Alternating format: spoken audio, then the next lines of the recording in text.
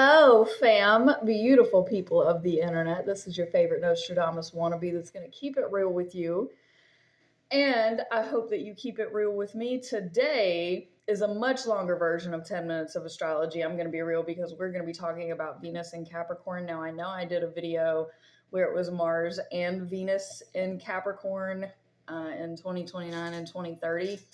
But I did not explain the retrograde season of that Venus in Capricorn and it going back through because it was mainly a Mars video. So today we're going to break down strictly Venus during this time, and it stays in Capricorn for a couple of months. So we're going to get into it, and yes, this is going to be longer. We have Venus going into Capricorn approximately November 5th of 2029. And the first alignment that it makes, now it stays with Mars, as I explained in my Mars video, between 2 and 21 degrees. So that starts right when Venus goes into Capricorn, and it lasts until approximately December of 2029. So if you want more information about that conjunction and what they mean do together, you should check out that Mars video. I have a link in my comments to my astrology predictions playlist. There you'll find all the videos that I have made in this series, put in as best chronological order as I could make it anyway. And if you want to scroll through that and figure out what time you want to learn more about, you should go there. We have a square then to Neptune, which is retrograde in Aries, and this is when we start the shadow period of Venus. Now, anytime a planet goes retrograde, they will enter into their shadow period kind of obviously before they go retrograde. And retrograde, basically what that means is the planet appears to be going in reverse. So if you've ever been sitting like in a car, but it looks like the cars behind you are kind of moving backwards, even though they're standing still, that's the feeling that we get when a planet goes retrograde. And it's going to feel like, because Venus is the planet of love and relationships, and y'all know I do surface terminology instead of getting really into the details about what each planet and each sign means, just to keep this really simple and easy to follow along with. But we're going to feel like our relationships are slowly edging back when we're in that retrograde, even though it is meant to eventually propel us forward and propel us into better times. But we have to experience that like feeling of things around us are going in reverse to eventually be able to move the car forward. Now, the shadow during a retrograde time is the darkest part of that sign of kind of what you're going to see with that planet and the alignments that happen. So it's not necessarily it's the most negative of that planet and that sign. It just shows the darkness that it can become. So the depth and darkness in your relationships and how you love. And when I say relationships, that's with yourself, with your coworkers, family, friends, romantic. It's all relationships here. And same with all love. It's how you love your pets, your work, your everything. So in Capricorn specifically, it is about work, social status, it's career oriented, driven. It's very consistent and steady. It's stable. It's so right now in that darkness, you're going to see your relationship to your career, your kind of, so Venus in Capricorn to me is always like an investment in your time and in your, so Capricorns are investing into you when they're in a relationship with you. It's, what is the cost ratio to being with you versus what I get out of it. And the dark side of that is becoming emotionally greedy and even stingy with your finances. So we have a square. Now we're in the shadow. and I'll let you know when we come out. But we have several things at this 8 degrees. The square to Neptune, we have a trine to Lilith and Chiron, and a semi-sextile to Pluto, all at 8 degrees. And now all of these planets in their respective signs are also aligning with these other planets that I've mentioned because they are all at 8 degrees. I'm not going to get into what these other planets and how they're interacting with each other because I'm just here to talk about Venus, and I'm going to take long enough as it is.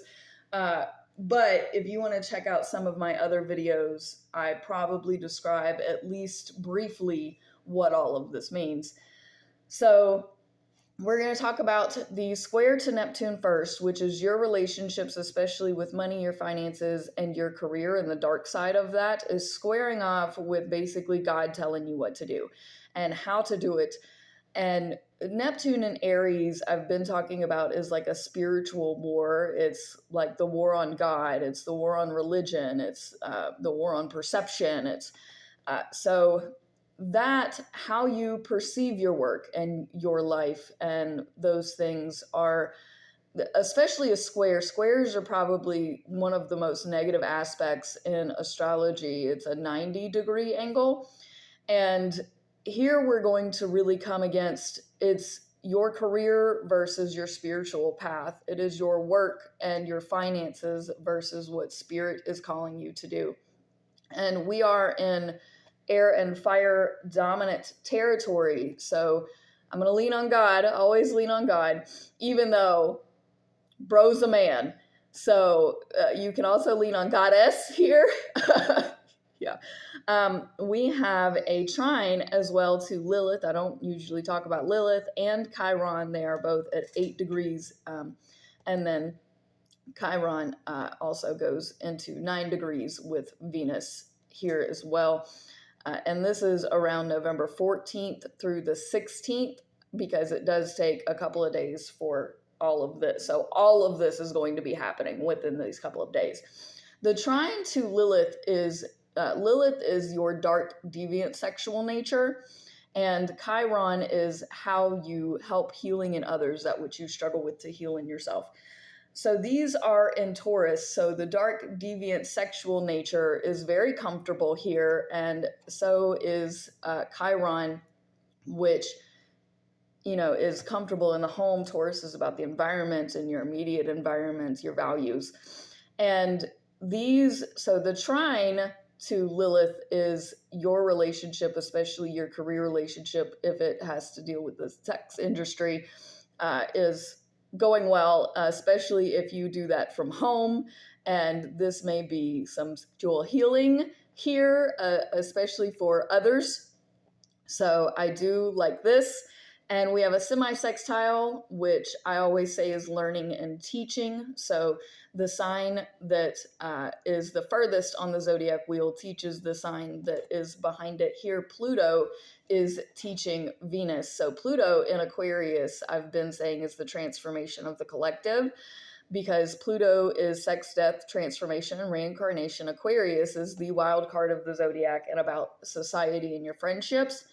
And that is teaching your financial minded, your financial relationship, that, hey, you have to think about the collective over what it is you're trying to do with your relationship to money. So you're thinking about others, you're thinking about your friends, you're thinking about society outside of you, and doing for them over doing for yourself. And your relationships and the way you love, etc. And all of this combined is basically God telling you, lean on the sexual healing, and it's for the collective. So start an OnlyFans. Don't do that. Don't actually do that. We have then approximately November 18th through the 20th of 2029, between 11 and 12 degrees, Jupiter and Scorpio. We have a sextile here, which is larger scale, kind of darkness, deviance, sexual nature, that type. this is in a good, sextiles are positive, so your relationship to kind of the bigger duality that you have and the sensual nature, anything that you're trying to hide that's coming out, maybe coming out, and you just, you got to love yourself and stand up for yourself and be proud of yourself, regardless of what you're doing to make things work and to make your money, even if it might be the wrong things or immoral or shady. You're trying to not only help your community, but in order to help the community, you have to help yourself. And you got to do that however you got to do that. And here it's empowering you in a big way to say, you're doing your best here and you're making money. And if somebody is going to shame you for that, well, shame on them. They can pay you to not do that if they're that concerned.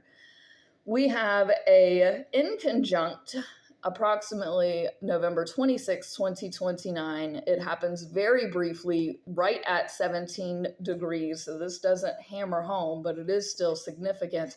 The in conjunct to Uranus is if you have anything in Leo between 11 and 12 degrees, this is going to create a yod for your relationships. This is going to be pointing at Venus here and how you relate to your money. And the in conjunct to Uranus is basically saying, there's going to be a wild card, something random, something crazy that just comes up that interferes with your money and how you relate to it and how you relate to these transactional relationships that's going to throw you off, because Uranus and Gemini is crazy chaos in all directions.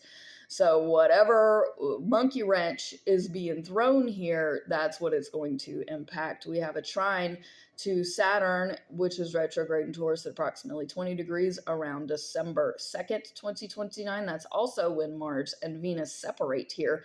The trine to Saturn is, now Saturn in Taurus is, you are right. Taurus is stubborn, and especially with Saturn here, it's no, I'm right. I'm the bigger voice here. And so you are stomping in and putting your feet into raw earth and going, no, this is right for me. How I work, how I make my money, how I relate to that, how I feel about it doesn't concern you. And if you aren't supportive of that, then I need support. I don't need judgment. I don't need disagreements. I don't need, I need you to be on my side. And if you're not on my side, then I'm going to go on my merry little way and, enjoy my home life and my working life because Taurus is home. And so this feels very stubborn and it's good. It's very good. Don't get it twisted. This is a trine here, so it is very positive. It just feels to fire and air that you refuse any other outside perspective, and that's what's concerning. Then Mars goes into Aquarius approximately December 13th, 2029, and then this is when Venus goes retrograde approximately December 17th, 2029 at 24 degrees. So we have been in the shadow this whole time. And now we're going back through to learn the lessons 2 more times. We're going to have to learn some lessons an additional couple of times, okay? So retrograde, now we feel like things are going in reverse. Things are falling in reverse. And the relationships and things around you feel like they're in a weird space that you can't quite describe and can't quite discern. And so your money security is going to feel a little more up in the air. So we have this retrograde starting at 24 degrees. And then again, we sextile Jupiter and Scorpio at 20 degrees. That's approximately December 29th, 2029. Again, this is very good for the big sexual, especially the secrets that you may hold in your relationships, in your love, with your money, things like that. So if you have a secret OF, but this is a sextile, so it is good. Then we again have a trine to Saturn retrograde in Taurus at 18 degrees. This is around January 2nd, 2030. Again, this is very good for your home, the way you feel right, the way you manage your time in your home, in your environment, and with how you love and how you relate and how, so these are all very good things for each other. We have the inconjunct again, so we're going to see another, probably the same or similar monkey. So whatever problem Uranus and Gemini started you out with, you're probably going to be revisiting this monkey wrench at this time at 15 degrees, approximately January 7th, 2030. Then we have a semi-sextile to Pluto again in Aquarius at around 9 degrees now. This is January 18th, 2030. And again, we are learning to value the collective kind of over ourselves here.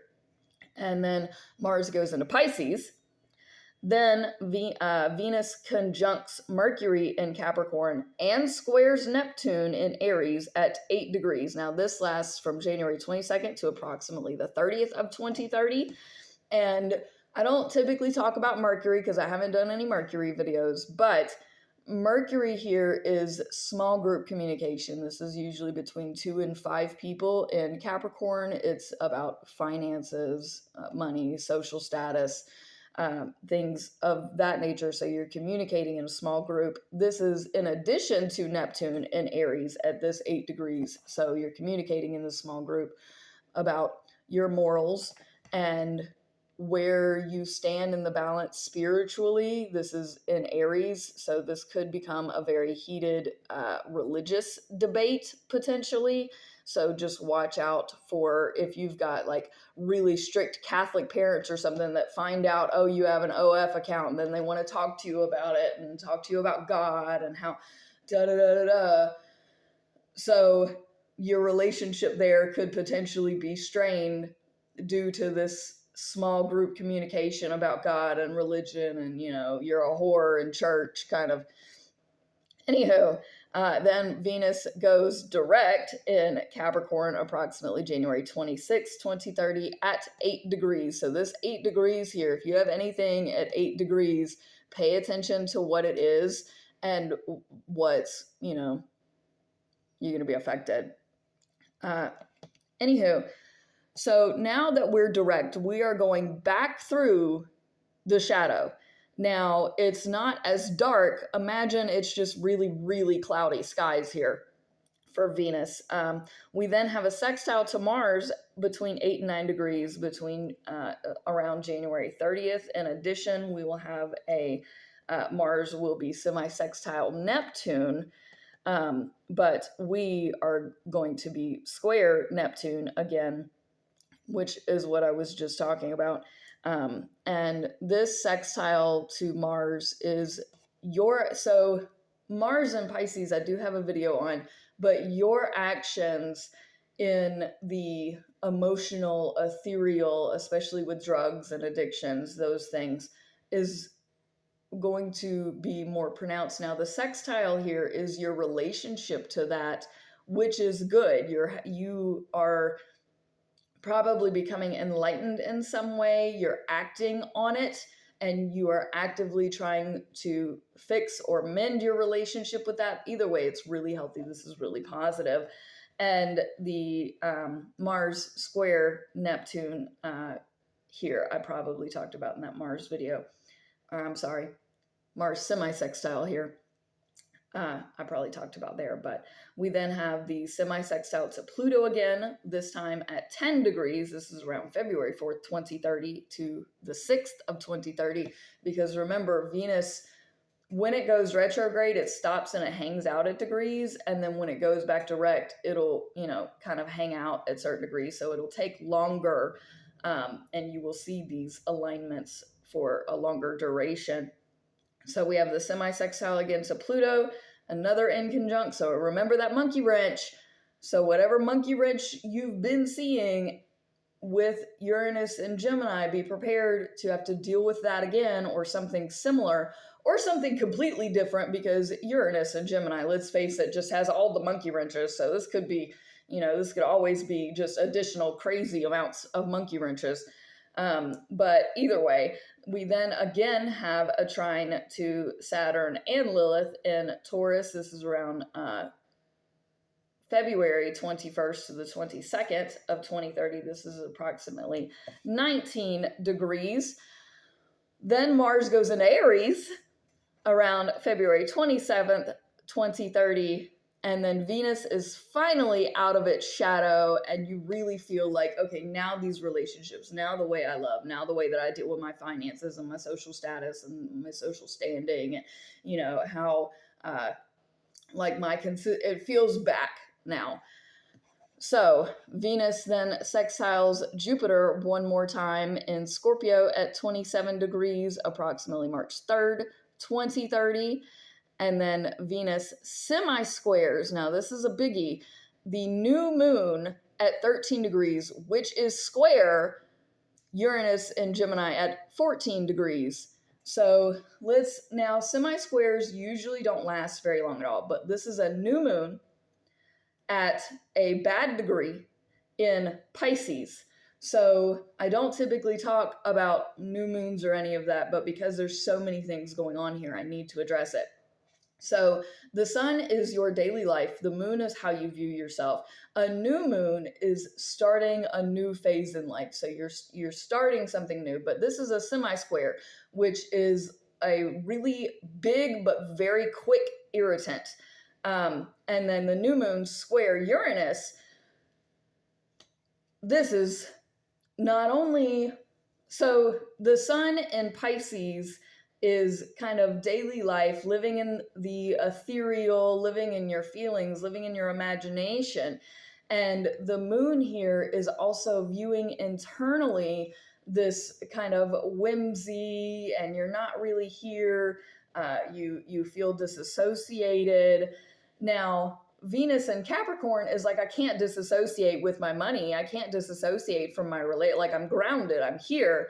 And this is not good. The new moon square Uranus is this new start. Immediately starts off with new big problems that are just chaos in the wind. So that's not a good way to start a new moon. But then Venus goes into Aquarius. So then our relationships and the way we love is about to get really weird. And, you know, we need to lean on friends during that time. But I'll talk more about Venus and Aquarius when I get to it. But that goes in approximately March 7th, 2030. I have definitely gone well past my 10 minutes of astrology. So do me a favor and press all the buttons if you like stuff like this. Peace out, fam. Much love.